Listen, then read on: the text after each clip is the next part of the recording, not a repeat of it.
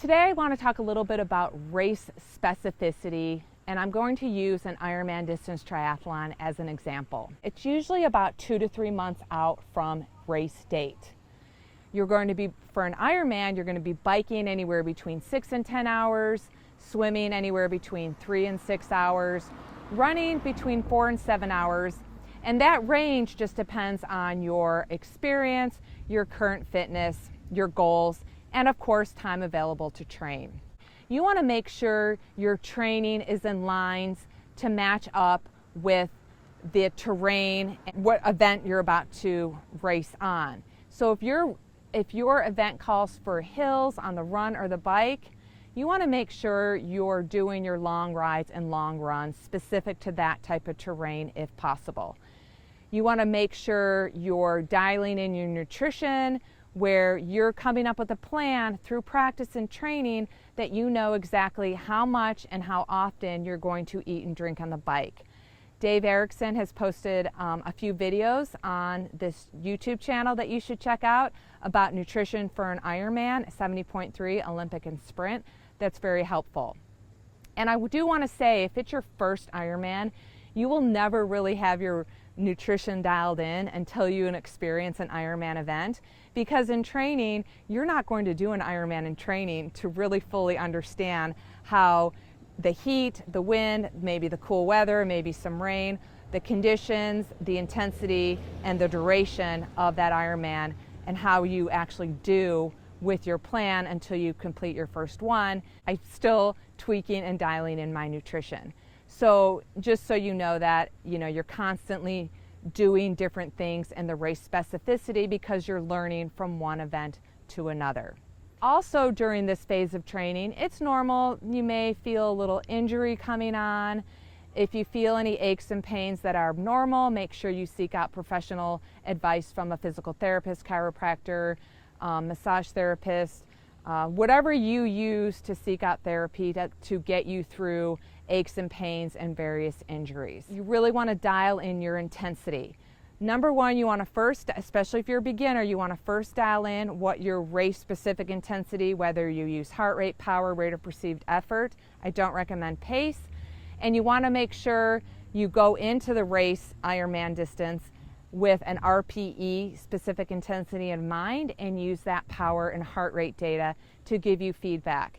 So many things can happen, and if it's your first one, I don't want you to get hung up on the numbers of the metrics, and I really want you to dial in and race by feeling. Generally, an Ironman feeling is going to be a rate of perceived 4 to 6 effort on a scale of 1 to 10. When you're training in a race-specific phase, whether it's an Ironman or not, you want to make your hard days hard and your easy days easy. Like I said, you do want to know what your race intensity is going to be for that volume of distance event, such as an Ironman, but you also want to train above race pace. Training above race pace is going to make that race pace feel that much easier because you're developing fitness. So it's really important to go hard on the hard days and go easy on the easy days, and not always fall into that moderate intensity range. You want to make sure you're getting plenty of open water swim training in. There's different swimming techniques when you swim in open water compared to when you swim in the pool. You can refer to some videos I made of that. You want to make sure you try out different wetsuits. You want to know what the temperature of the water is predicted to be, as well as the race day temperatures, and make sure you get the appropriate wetsuit, whether it's sleeveless, long sleeve, or you want to wear your core shorts. You also want to know if it's going to potentially be not wetsuit legal, so you can practice swimming in open water without a wetsuit. I've already mentioned this is an important phase of training to try to dial in your nutrition, as well as making sure you're doing plenty of brick workouts, Olympics and half Ironmans, maybe some 10Ks, half marathons as a B and C race to practice your pacing plan, to practice your nutrition plan, to help get that dialed in as you train for the Ironman. Developing some mental toughness. So if you're in this 2 to 3 months out from your race and the weather is just constantly raining or windy, but still rideable or runnable, don't be shy to get out in those tougher conditions with the weather, because that's definitely going to make you mentally tougher. And another thing about Ironman training is trying to stay motivated. This is a lifestyle for me. I've been in the sport for 29 years at this point. I plan to be in the sport another 29 years. So it's no problem. I have a lot of internal drive and a lot of internal motivation. I love the challenges that I present to myself. But a lot of people like to stay motivated by joining a group long ride or a long run specifically. Definitely join into some groups, open water swims. If you do have a coach, make sure you're communicating your concerns or your struggles with your coach. Maybe the training volume is too much at the point in your life right now and the coach needs to dial it in. If you have a coach, don't try to do that on your own. Make sure you communicate with them. Make sure you're assessing your time management. Maybe you're feeling a little bit overwhelmed because at this point in your life, you have a lot going on with work, family, and you're struggling to add that training on top of life events. Training is meant to fit around your lifestyle. You should not be fitting life around your training plan. Life priorities come first, and then again, the coach can help you fit that training into your current lifestyle.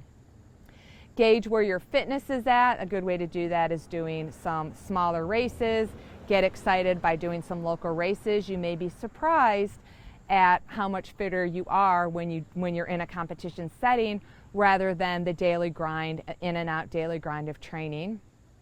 And the most important thing about Ironman training is making sure you started with a why. There's a reason you signed up for this event. There's a reason you wanted to put in this training.